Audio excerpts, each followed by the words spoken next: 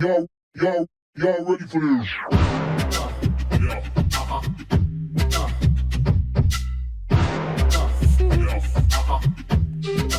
What's up, Bodybuilding.com listeners? My name is Danielle Bitts, and welcome back to the BBCom podcast. Today, I'm joined by Craig Bongelli. Craig's journey in the world of strength and conditioning is as intense as it is inspiring. From his early days in boxing to becoming a professional strongman under the mentorship of legends like Louie Simmons and Bill Kazmaier, Craig's path has been anything but ordinary. After a dramatic strongman career marked by a viral accident and remarkable recoveries, Craig shifted his focus to coaching, where he guided world champions and everyday heroes alike. Today, he's authored 3 books centered around body transformation and body recomposition. Most recently, he returned from a stint at Westside Barbell, diving into their latest training methodologies, which will be featured in an upcoming series here at Bodybuilding.com.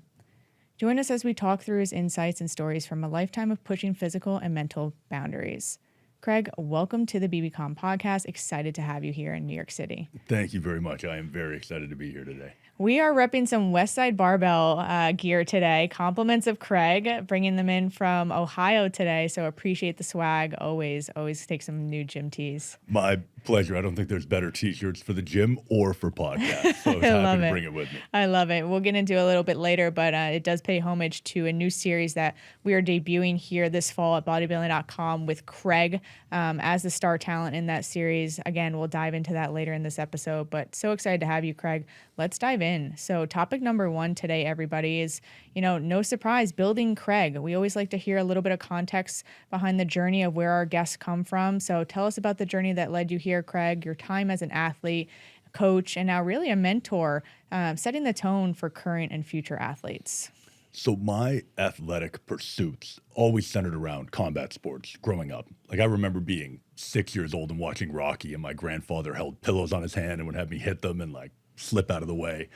And so I went into different martial arts, ended up boxing in my early teen years, mostly because I was poor and the police had a sponsored boxing club in my city. And if you couldn't afford to pay your dues, they'd still let you box. Cool. So I did that until I was 17. And at 17 years old, a high school history teacher invited me to a Highland Games event. And in Canada, near the city where I grew up, they have one of the biggest Highland Games events in the world. And they brought in Scotland's strongest man. His name was Jamie Barr. And he was 6'2", covered in tattoos, 270 pounds, and Scotland's strongest man. He made the top 10 at the world's strongest man one year. And I met him, and I was 6'1", 6'2", 150 pounds. And I felt like I had been struck by lightning. I'd never seen a man before. This is a man. So the next day I called my boxing coach, quit boxing, and it was lifting weights and eating from there. Tell us about getting into lifting for the first time and eating. It's so funny to hear everybody's origin stories. I feel what little we knew when we first started out on those journeys when it came to nutrition and really splits and whatnot. But tell us a little bit of how you started. So the couple things I did at that Highland Games event, there was a man named David Webster who was knighted for his work in strength sports history. So the Arnold Classic this year had a strongman event honoring him called the Webster Stones. And he gave me a little bit of advice, which I kept. I asked Jamie Barr as many questions as he would tolerate in the couple minutes I had with him. And then I came home, and there were 3 things I went through. I went through Animal Pack, used to have these training routines on their website. I got a copy of Arnold's Encyclopedia of Bodybuilding, of course, because I don't think anyone's ever started bodybuilding without it. And I went to Bodybuilding.com, which is hand on the Bible. I went to the Bodybuilding.com website and just started reading. I'd read the forums, I'd read the articles, and I was like, cool, I have to eat a lot. I probably have to train every muscle group twice a week because some of the Animal Pack said that, some of the people on Bodybuilding.com said that, and Arnold said that. So I just started training as aggressively as possible, as often as possible, and eating until it hurt.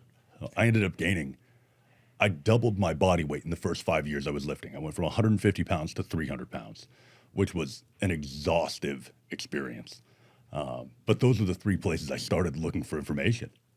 This was not a promotional plug, everybody. This is in fact real life. Genuinely, I didn't even know that was going to come up, but that was one of the first places I went. Yeah. Tell us, what were you trying to accomplish in those first 5 years? Was it more so just about getting as big and strong as you could to eventually compete? Did you have your eyes set on a competition? What were you really working towards? Or you just kind of going in and just being obsessed with the process? I wanted to be a professional strongman. I was like, cool, that's what he is. He's one of the best strongmen in the world, Scotland's strongest man, world's strongest man competitor, professional strongman. I'm like, I'm going to get big, super strong. I'm going to compete as a pro strongman, and I'm going to get a bunch of tattoos. Like, that was the game plan. So what happens when we get to that point where you say, okay, I'm ready to compete? What was your first competition? How did you do in your first competition? Bring us through that experience. I did so bad. Like, terrible. I was training. It was hard to find back then. Like, strongman's not a big sport now, but back then it was a really tiny sport. So I found a guy in Toronto, Canada, who coached people for strongman and drove down a couple times to try to learn a little bit. And then found a training group of people who were much, much stronger than me near where I lived. And they were all competing in a contest. And they're like, you could do it. I'm like, cool, I could do it. Couldn't do it. Bombed. I zeroed like at least half the events. It was probably a show that would have been halfway between complete beginner and close to turning professional. It probably would have been the middle ground between those. And my confidence was slightly too high. So I was furious with myself. I'm like, cool, I'm going to go train twice as hard. Quickly humbled. Immediately. And I didn't have a big ego before, but they were like, no, you could do this contest. I'm like, cool, I'll sign up. You had the hype squad. I get it.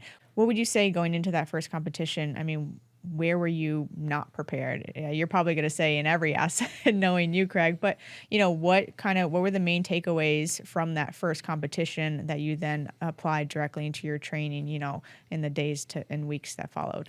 So the biggest takeaway, because you're right, I walked away being like, everything about this sucks. I suck. Like, everything has to get better. The biggest takeaway I took was I don't have access to strongman implements. I don't have a set of Atlas stones. I don't have a log. I don't have a yoke. I don't have any of these things that I'm competing with. So I have to get even stronger on the things that will hopefully carry over to them, because I'm not going to finesse the technique. I have no idea what I'm doing with the technique. Like, I get the idea, but I haven't practiced it. So I have to get significantly stronger on the things that are close so that the technical aspects don't hinder me as much. How did you kind of unblock that, for lack of a better term? Did you go and find Atlas stones, or were you kind of just mimicking things in the gym? Was it a mix of both? How did you adapt your training? So I tried to get my hands on as much equipment as possible. And some things are easier than others. A farmer's walk handle. You get a tube that you can slide weights on and grab. Not so bad. Getting a log can be tricky. Atlas stones, tricky, and not the most convenient to store. I ended up putting 2 in the garden at the girlfriend I had at the time at her parents' house. I'm like, these will look nice, and on the weekends I can like drag them out and use them. But even the first professional contest I ever competed in, one of the guys who I competed against had come 3rd at the World's Strongest Man, so it was no joke in terms of the contest. And we had an 880-pound yoke, which is essentially a bar that you pick up on your back and try to walk with. And it was 880 pounds. And I'd never touched one before. Like, I almost finished the full 100-foot course, but I probably had to put it down 14 times because I'd stagger and stumble. I'd never done it. So I attempted to get my hands on some equipment, and I was only moderately successful. Craig, walk us from then to now. Tell us some of the numbers that you've put up in some of these events. Tell us some of your greatest feats in competitions and strongman specifically, and just show us the journey from then to now.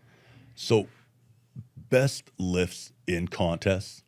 At the Arnold Classic Amateur Strongman, I would have done a 1,200-pound yoke or an 1,150-pound yoke, a 315 2-inch thick bar, clean and press for reps, and I think I got 4 or 5. 710 or 715-pound deadlift are probably my big ones. In training, I hit a 370 thick bar clean and press and a 420 Atlas stone, which were probably my favorite moments. It's always funny. I feel like so many athletes, myself included, we can put up some of our PR moments in the privacy of our own corners. And there's something about being in front of, whether call it stage anxiety or whatever the case may be. But I just feel like when you're in the comfort of your own gym, in the comfort of your own training corners with your own people, there's something uniquely different about performing there than, out on a competition stage. Agreed. And some of the hard part with that, especially in something like Strongman, when I hit the 370 axle, I was training for the Arnold Classic where they only had a 315 for reps. So my best strength, I was like, wow, I have to just rep out on this. Or in some, like in training, you can hit just Atlas stones today. But in a contest, you're going to do 5 other events first, and then you're going to do them. And it's not quite as smooth after that. Yeah. Craig, so how long do you compete in Strongman specifically?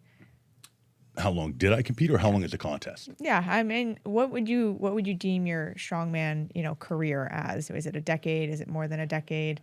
Is it still going today? Are you still trying to put up some numbers today when it comes to Strongman specifically? I'll still do the lifts from time to time, which hurts me because when they were happening, I was like, I suck. This is the world record, and this is what I hit today. And I look back on them, I'm like, oh, I was actually really strong. Like I should have enjoyed that more. And now I do them, and I'm weaker than I was when I was 320 pounds. So it lasted about 6 years, maybe slightly longer. And coming to the end of my strongman career, I was 320 pounds, which isn't enormous. It's not Brian Shaw big, but it was pretty big on my frame. I was hitting some really good numbers, and I was talking to some of the top guys, and I was like, hey, like what am I missing to go to the next level? Like, what do you think I need to do? And the kinds of things that were put in front of me were things I wasn't willing to risk. And at the same time, I was balancing the gym I owned and the type of clientele I was beginning to coach, who were very high level athletes, and deciding, okay, like what basket am I putting my eggs in? And it turned out to be coaching. Yeah, that's a great transition. Where did coaching come into play? Was it shortly after you started your strongman career? Was it at that tail end? Tell us about how coaching came to fruition for yourself. So this is going to be the wrong answer. No wrong answers here. Just wait. I got into coaching strictly for the money. I was probably 18 years old. I'd been reading compulsively to try to help me learn what I needed to do to achieve my goals. And I was laboring at like a construction site. I was laboring in a shingle yard. I was bouncing at night. And I was in a local gym. And I'm resting between sets, and I'm listening to a coach at that gym explain lateral raises to someone. And it is the dumbest explanation I'd ever heard. And I'm listening to this, and I'm looking around, and then I'm starting to listen to the other trainers. I'm like, they charge $60 an hour for this? I'm like, I'm getting in fights for $8.50 an hour. I'm like, what am I doing? And I had no idea trainers didn't get the whole 60. I was like, cool, I should do this. Like, forget fights, forget labor. I'll come do this. I'll hang out at the gym all day. I'll train people. There's no way I'm going to be as bad as these idiots they've already hired. Like, this is what I should do.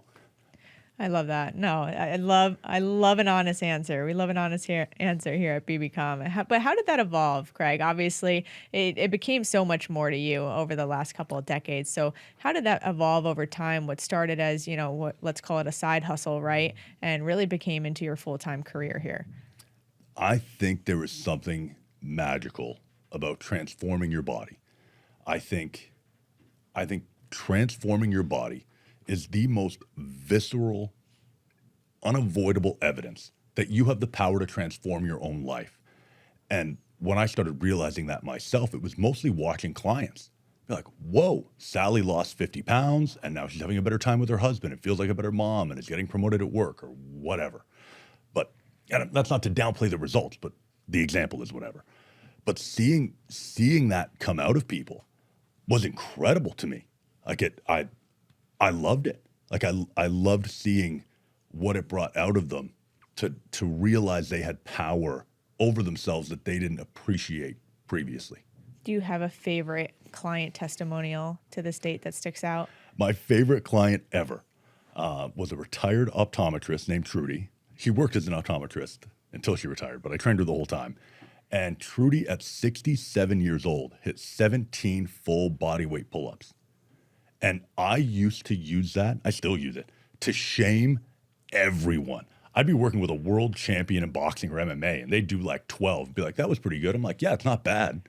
Like, you're only 60% of what this 67-year-old woman could do. But I called Trudy last night. Like, we're still close. She's an amazing woman, but my favorite client. And I've used her as ammo to beat other clients with since. Shout out to Trudy. Sounds like we need to have her on the show.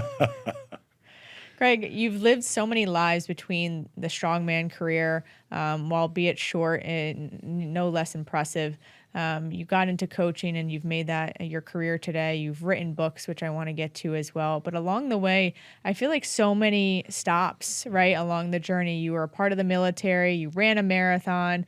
You had a near fatal accident, right? There are all these touch points that really started to build, just the sheer amount of grit that you display today. So kind of, I guess, walk us through chronologically, right? Where did strongman come into play in military and coaching, et cetera? And then I really want to get into present day today and the impact you're making on the community. For sure. So chronologically, boxing as a teenager, meets called the strongest man. Strongman becomes it until my mid-20s.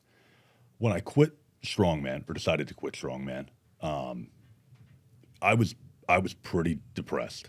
I hated the gym, despite the fact that that was my job. And I didn't have a lot of direction. That was my identity, what I built my days around. And I couldn't handle lifting weights for nothing. It's like, cool, I'm losing weight purposefully, but I'm not training for this anymore the same way. So what I'm going to come in here and do 95% of what I could do last week today, and then 90% the next week, and then 85, 80, 75, go on and on. Like, this sucks. Like, I need to find something else hard to do.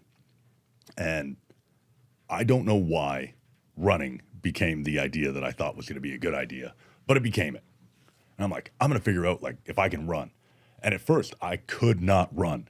Like, I could not run. Take a strongman and put him on the pavement. I mean, yeah, bad time. And then I was like, cool. Like, I wonder what can happen with this. And I started, somebody showed me like a Jocko Willink podcast. Then I'm seeing like David Goggins stuff. I'm like, this seems hardcore. I like hardcore. So ended up running a marathon. And I wish I could convert this to Fahrenheit, but Celsius, I ran the full marathon around -7 degrees Celsius. So below freezing. where was this? In Canada. Casual. Yeah, but I that was the next challenge. And after the marathon, I was almost 100 pounds lighter than at my peak weight as a strongman. And I was like, okay, so what am I going to do now? What was your peak weight? Low 320s. Okay. So you're back around 220 now? Yeah, like skinny. I don't look good at 220 at all. That was not a good body weight for me, but good for running. And after doing the running, or while doing it, it was influenced for sure by the David Goggins, Jocko Willink, like hoorah, Navy SEAL stuff. And I was like, man, I think I'm disciplined. Like my self-image is built around like I'm disciplined. And I started looking at my life. And I was like, am I disciplined? Like, no one tells me what to do. Like, I choose all the things I try hard at. So am I disciplined, or am I just picking things that I like? I'm like, this is a problem. Like, how do I find out? I'm like, well, what's the most tangibly disciplined thing that my personal choices don't play into? I'm like, I should try the military. So I was like, cool, that's what I'm going to do.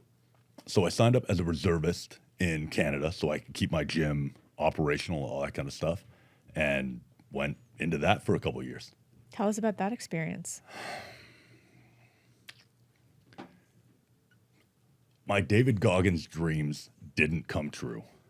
It was not as hard as I wanted it to be. And that could be my own fault. I'm reading all this, like, going to Buds as a Navy SEAL, like, hoorah stuff. And then I'm showing up to this unit in Canada, and they're like, we're going to play road hockey a bit, we'll clean some guns, and then we'll order pizza. So I was disheartened. And I met some amazing people in the military, and there are some really hardcore dudes. I was not surrounded by a ton of them in that particular unit, and I'm glad I did it because I would have wondered about it for a long time. But it was not the beatdown I was looking for. So how long did this last? Just over 2 years. And what happens after the military? After the military, that's a good question. After the military, I had a little bit of a fire back in getting stronger again and being more muscular. In part because I didn't really love being 220. I liked being really fit. I liked being able to do pull-ups and all that kind of stuff. But I wasn't pumped walking around, no offense to anyone who feels like this, looking like a regular dude. And I don't look very big on camera. Like I feel like I look like I'm 5'9" and like $150 on camera. We'll fix it in post. Yeah, start enlarging things. But I didn't really love it. And I started getting back to lifting and liked it again, which was really cool. Do you think that could be accredited just to, really a mental break from it all? Do you think you you threw yourself into one of the most taxing endurance events in the planet, which is a marathon. I think we can only go higher to get to that ultra and then the 100-mile races, right? But still, from never running and going from strongman and then completely changing the demands of your system to become a long distance runner, right? Do you think your psyche was just burnt to a crisp at that point and you just needed a break away from the gym to fall in love with it again? I would assume, because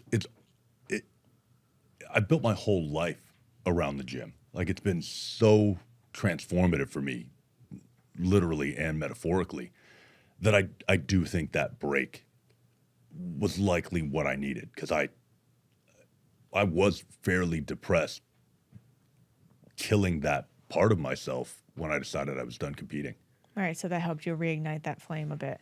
You said you casually threw in the fact that you were opening a gym. When in the story of Craig did this take place? So I was working at a big box gym in my city I think I started when I was 18 years old.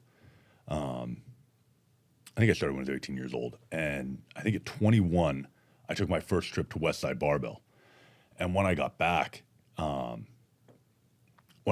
it made it very hard to tolerate what that big box gym was like. And that's through no fault of the people who ran it. They were operating it to make money. And I had this taste of something that was so different. So I was talking to a couple clients of mine at the time and was like, I'm gonna quit. I'm gonna do like private security stuff and I'm just gonna lift weights on my own. Like, I don't want to work like this. And they were like, well, what if somebody backed you a little bit to open a gym? So we opened a gym all together. The partnership broke up after a year. And I was like, this is it. Like, I'm going to do this. So I opened another gym that I named after my dog, Lily. It was called Lil's Gym. And I had that for just over a decade. Sold it just after COVID. When you opened that, what was your goal? What kind of environment were you looking to create for the community that would eventually be your members? I would have told you at the time I wanted something hardcore. Ironically, hardcore included 67-year-old Trudy. So not hardcore in the direct vision people have of Westside, for example. But I wanted a place that was about the goal, not just about the business, because those things are different. Like, if there was a member at the gym who came in and were like, hey, man, I got fired. I need to cancel my membership for a bit. I'd be like, cool, don't worry about it. Like, it didn't matter to me. It didn't help me pay my bills. But it mattered more to me that people were there who wanted to be there, who wanted to get better, who wanted other people to get better. There's an aspect to that environment that's very addictive. It's very addictive once you've had a taste of being around people who are all pushing forward to feel anything else or be in any other kind of environment. And that's what I wanted. I think I won't say a lot of people who open gyms, but just maybe people who maybe miss the point of the gym environment. It is about the community. Anybody can put up 4 walls, throw some racks, throw a couple of treadmills in there and blast the music and call it a gym. But to build a community is a uniquely, different aspiration or goal, and a much more difficult achievement to come about than just putting up a gym to say you put up a gym. Agreed. And I think community it's so cliche now, but it's really powerful. it's really powerful if you get, well, it's the old expression, a rising tide raises all boats. If you can find yourself in that environment, you will do things you couldn't have done otherwise. It's like the idea of synergy, like that the sum is greater than the individual values of all the parts. That is a community. Yeah, absolutely. Craig, you've mentioned Westside Barbell a couple of times in the last couple of minutes. What is Westside Barbell? Westside Barbell. Westside Barbell is the Mount Olympus of strength and conditioning. It was a gym in Ohio opened by Louie Simmons. And it, for decades, was the most infamous, strongest powerlifting gym on the planet. It was a beacon in the world of strength and conditioning. It was synonymous with hardcore. Break that open a little bit more for us. What attracted people to Westside Barbell? What was it about walking through the doors, and still exists today, which again we'll get into, that makes it the powerhouse of lifting that it is? So there's a variety of pieces that go into that. One was Louie. Louie was special. He was a genius in terms of strength and conditioning and sports science. He was also an absolute maniac. People used to call him the mad monk of powerlifting. So he was brilliant, but intensely driven to achieve on his own as well. And he started essentially cultivating a community of people who wanted the same things. They wanted to push the envelope as hard as it could be pushed, or as far as it could be pushed. And as you get those people together, when new people come, there's an immediate filtering process. Like, the people who aren't that hardcore leave. The people who are that hardcore stay, and they add to it. And it gets more and more intense, and it starts to grow. And then as Louie was writing articles or producing VHS tapes when those were a thing, and then DVDs, he was sharing this methodology and showing these incredible results. And people were like, well, how the hell did you get this guy to go from here to here? How did you make this happen? And then you could go to Columbus if he invited you, and you could find out. And some people stay. It was a magnet for the extremists in the world of results. So it was a very inclusive environment. Did you have to be invited? Was it members only? Was it welcome to the public? How was that operating historically? It was members only. You had to be invited by Louie. I remember my first day getting there. The tradition was that you'd meet for breakfast at Bob Evans, which is a chain in Ohio. I don't know if they have it here. And then you'd go to the gym. And as I was walking up to the gym doors the first day, there's this big green cardboard paper, Bristol board, something, thick paper that's green, taped to the front door. And it was basically like, if you haven't been invited by Louie, F off. Like, here's another gym down the street. Here's their phone number. Do not come in this door. I was like, oh, like this is intense. But it was an experience. How did you first get introduced to them? So I was deadlifting. I was doing a mid-shin rack pull, so a slightly raised deadlift with somewhere in the mid-600s. And I felt a pop in my lower back, right around my right SI joint. It felt like warm liquid was leaking into my body. I still don't know what that was, but it was an alarming experience, and I was immediately messed up. So I didn't even take my weights off the bar. Like, it took me 20 minutes to get out of the gym. Went home, laid down, didn't move for 3 days.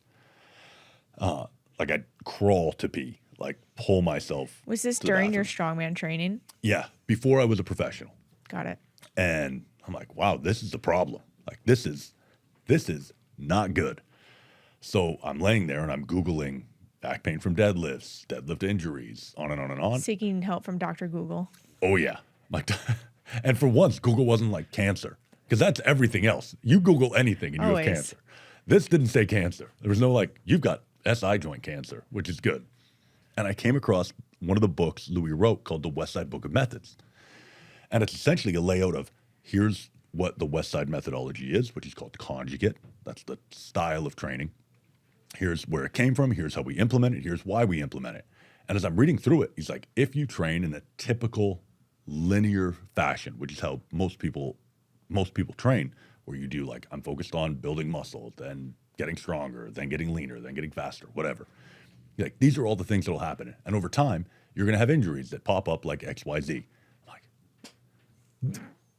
Me. I'm laying here reading this. That's me. So at the end of the book, he has a few books that he referenced multiple times. So I found those and I read both of those, the two main ones that he talked about. And to me, there seemed to be a discrepancy in terms of how he took some of the information versus how he implemented it at Westside, or in the Westside method. And in the back of the books, they used to print the gym phone number. I'm like, cool. I'm going to call it. So I called it and I left a message. I'm like, hey, my name's Craig, blah, blah, blah, blah. This is, like, I've got questions for Louie about his book. And I think 2 days later, I got a call from Louie Simmons. So I pick up my flip phone. I'm like, it's 614 area code. I'm like, I think that's Ohio. I'm like, could this be Westside? Flick it open. He's like, this is Louie Simmons. I'm looking for Craig. I'm like, this is Louie Simmons.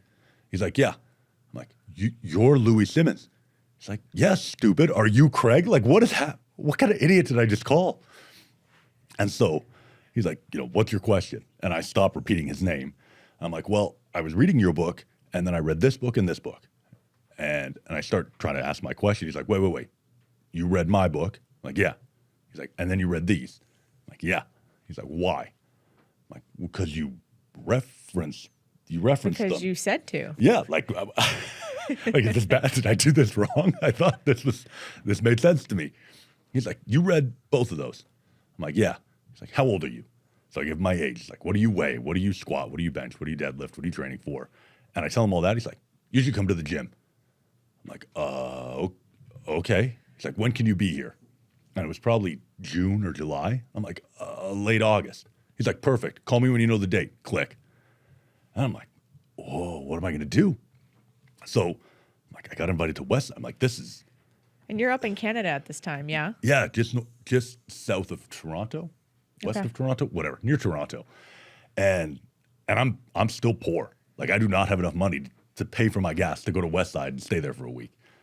But I'm like, I just told him I'd come. And this is, I don't know, this is like a mythological figure coming down. Like Zeus appears and he's like, hey, so Greek mythology is real. I want you to be my pal. Meet me at Mount Olympus in August. And you're like, how do I get to Greece? Because it would have been just as difficult for me.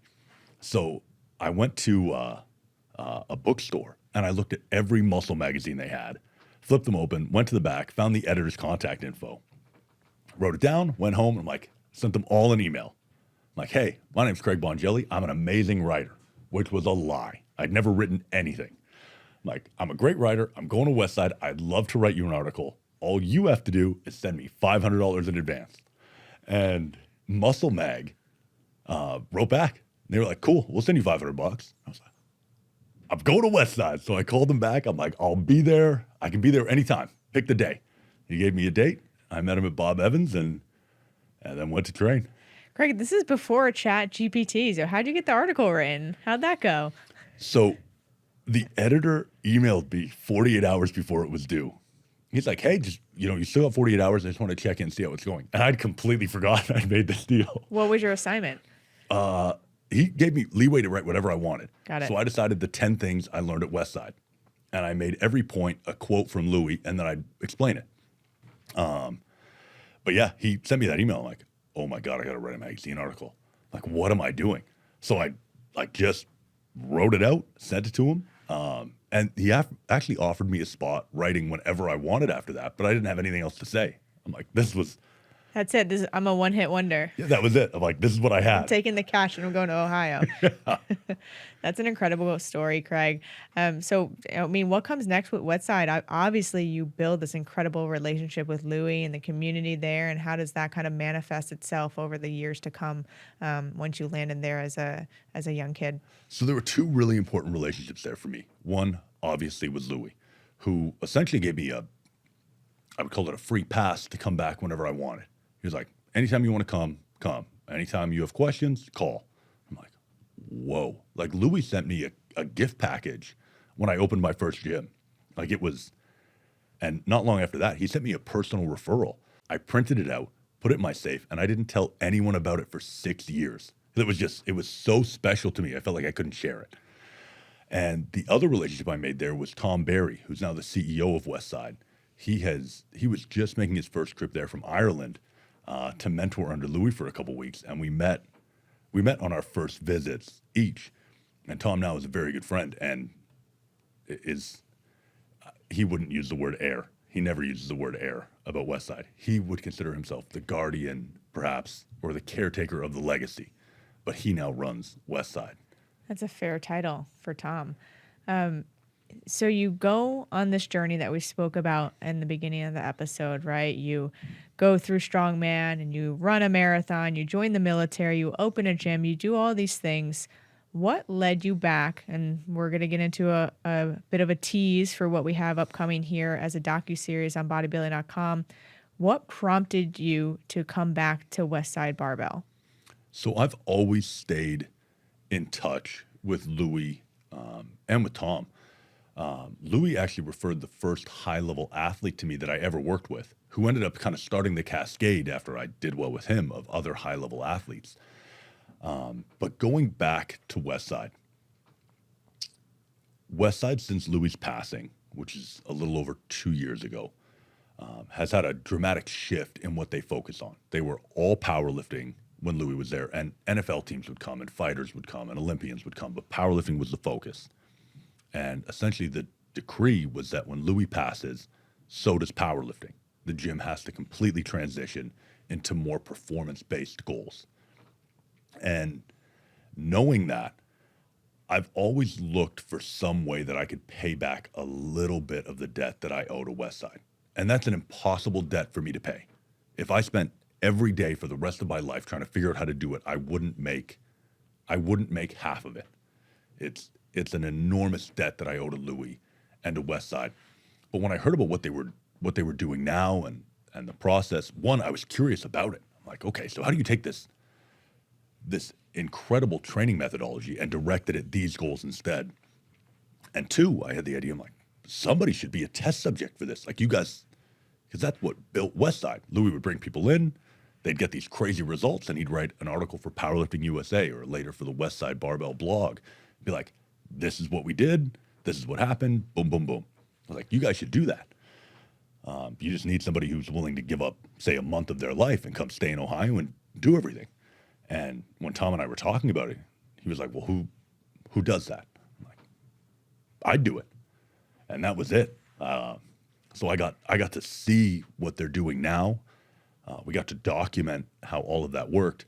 And hopefully in trying to share some of the information and the legacy of Westside, I can relieve a tiny bit of the debt that I owe them by sharing them with you, with a broader audience, with Bodybuilding.com, to be like, hey, look at this amazing thing that's out there. Here's what we did. Here's how it works. Here's who they are. Craig, thanks so much for giving us the contextual history of Westside Barbell, your experience with them, really your upbringing with them, I think is an appropriate way to put it, right? And we're so excited to debut this docuseries coming out this fall on Bodybuilding.com. I want to transition into the final topic for today, Craig, which is really, it's a two-parter. It's overcoming injuries and it's demanding discipline. So there's no question that you yourself ooze discipline, and it's taken quite a bit of it to overcome injury and really achieve everything that you've achieved athletically. Of everything we just touched on early in the episode, do you feel that there's one modality or experience that stood out the most in terms of instilling discipline and the mindset that you possess today? That could be an injury, that can be a training regimen. What do you think really kind of sticks out the most in your mind? Can I cheat that question and give you one answer for each? Sure. Okay. So injury.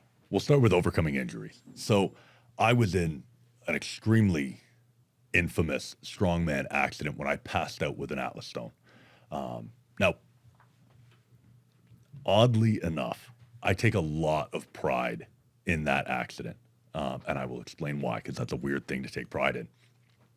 2.5 months before that, I was opening my very first gym.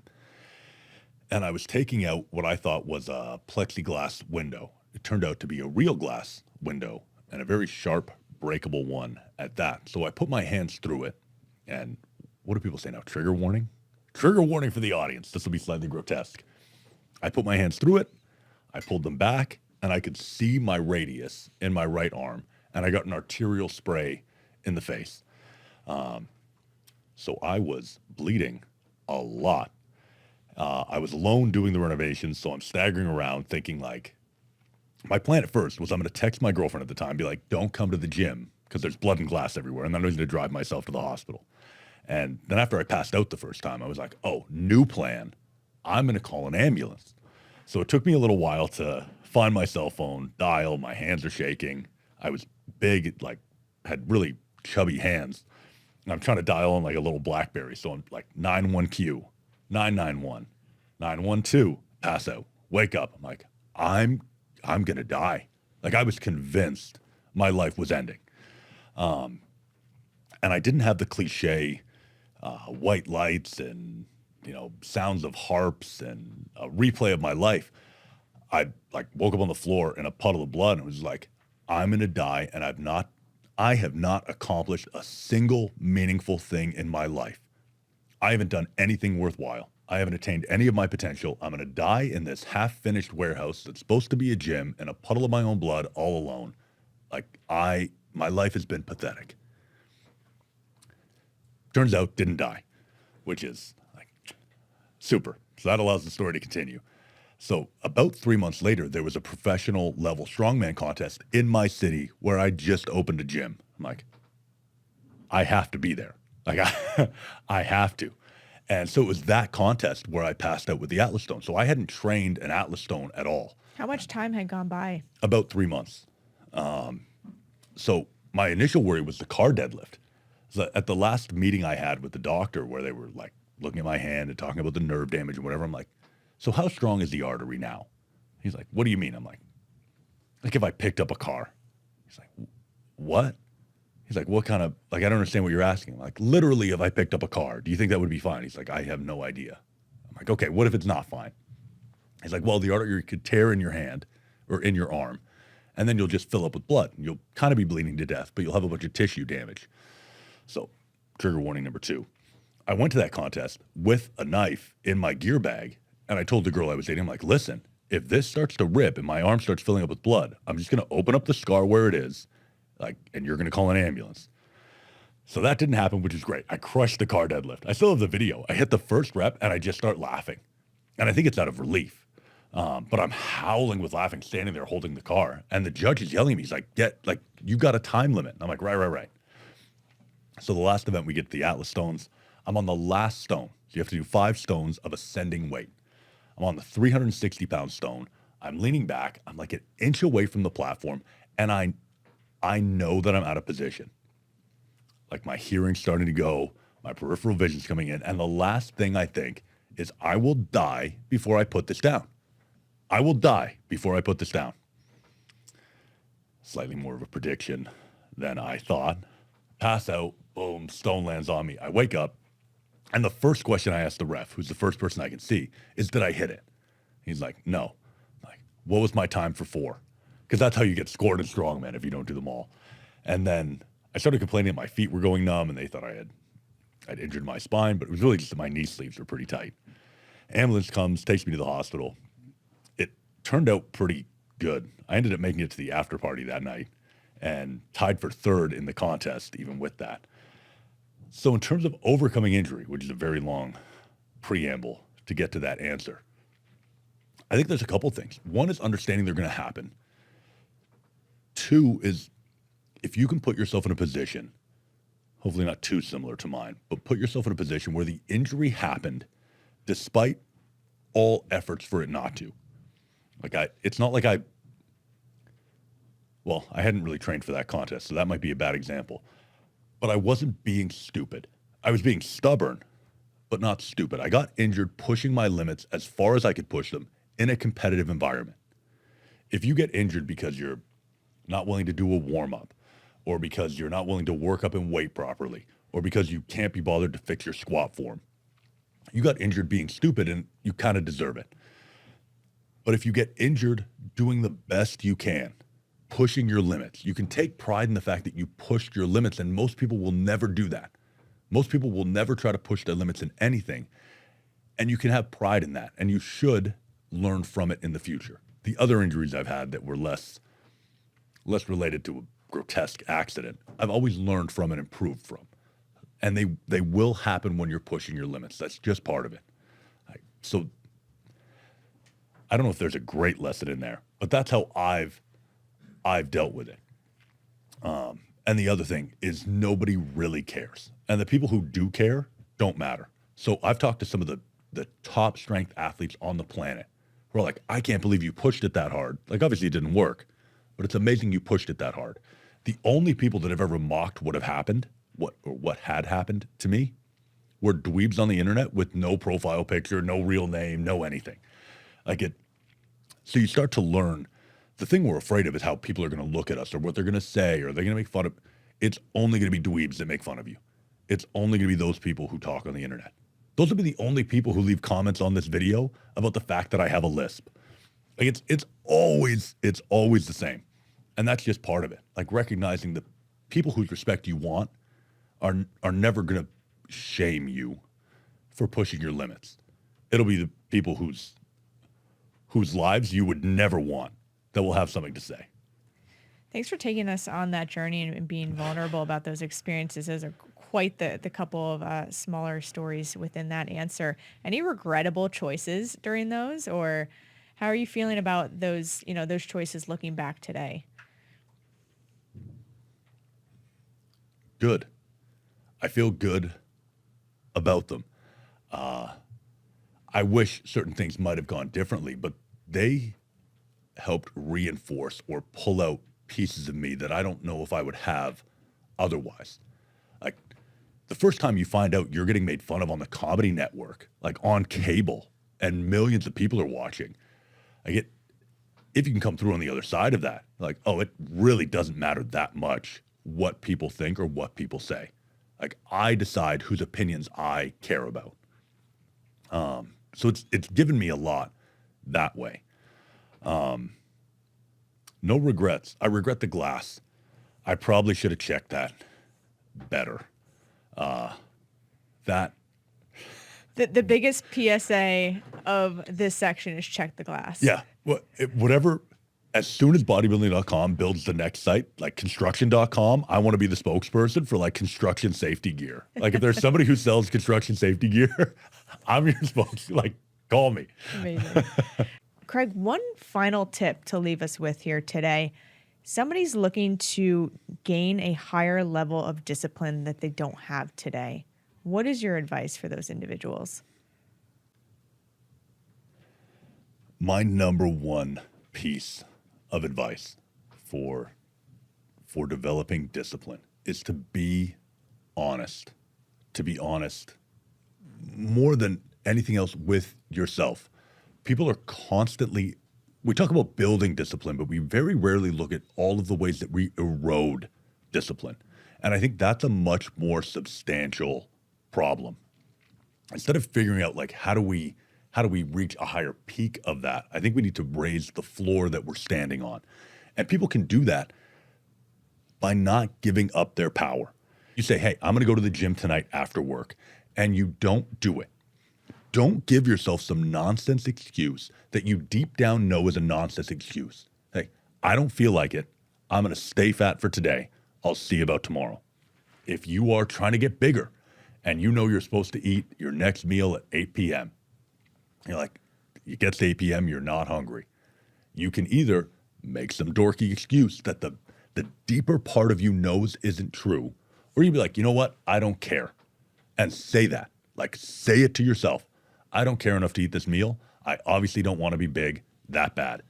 And if that feels true, then at least own it so that you know that when you make a decision in the future, you'll actually follow through with it. Because I think discipline is so tightly related to the relationship we have with ourselves, and especially when it comes to fitness. Although it appears in life in every other area, I think we are constantly lying to ourselves, and we know it's a lie.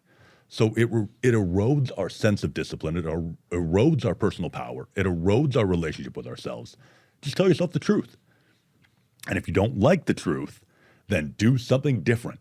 If you are that same really fat person who comes home and you're like, am I going to have this chicken breast and broccoli, or am I going to have an ice cream cake? And you start choosing the ice cream cake, then you should be willing to admit to yourself that ice cream cake is better than the result you thought you wanted. You can say you don't want it, You can say you don't want it right now. You can say anything you want. Just don't lie. The more you can be honest with yourself, the more easily you'll access all of the discipline that you already have. Like it's not something that most people need to go find. If they just stopped compressing it or eroding it, they'd have more than enough to accomplish the things that they wanted. And that's an ugly, uncomfortable experience at first. But that aspect of using fitness and body transformation as a vehicle to develop that and practice that will roll into everything else you do, into every relationship you have, into your relationship with yourself, into every skill you want, into your job, into anything you can think of. It'll empower all of it. And it also will do the opposite if you continue to erode it. What's next for you, Craig? What's going on in the gym, out of the gym? What's coming up next for you? In the gym, it's just continuing to find different challenges. The upcoming series on Bodybuilding.com, documenting what I just came out of at Westside, was honestly probably the most extreme month of training I've had in my life. And I think the results will speak for themselves when people get to see those. But it's continuing to find challenges like that. I'm interested in finding out what my potential is. I'm interested in finding that intellectually. I'm interested in finding that professionally. I'm interested in finding that in my relationship. And I'm interested in finding it in the gym. So it's continuing to look for things that feel like, whoa, that's that'd be a crazy goal. There's no way I could do that. When I find those, I go, cool, let's see how close to it I could get. I always find the best in me approaching things that way. And Craig, you've authored 3 books at this point. Tell us about those 3 books. Do you have plans for more? But let's start out with those 3 and what they're about. So the first book was called How to Bang, and it was about developing explosive punching power for fighters. The next 2 books, I don't remember the order that they happened in, but both of them were about body transformations. And I typically took the program I was using with fighters at the time and wrote it into a book. I took different protocols I was using personally and with clients to transform my bodies and put those into a book. And I did that so people don't have to pay some kind of exorbitant amount of money to work with me. Every couple of years I look back and like the oldest book starts to look terrible and the second oldest looks okay and the newest one looks pretty good. And then I learn more and experience more and do more. If I could give some blunt advice, that is a terrible business decision for me. It would be to all of the listeners, probably don't buy any of those, like unless you're just curious. There's going to be so much better information you get looking at what Westside is putting out on their blog, the documentary series that we're about to release in terms of the training I'm doing, and all of the massive amounts of content that Bodybuilding.com is putting out today in real time. Like, here is the best thing we've found so far. Everything is meant to advance, where the thing you're doing today should make the thing you did a year ago or 2 years ago look kind of bad. And the things that you were doing 5 years ago, you should feel kind of dumb. The things that are coming out now, the things we're sharing, like I said, in the documentary, the articles that you find on Bodybuilding.com, the new programs that come out.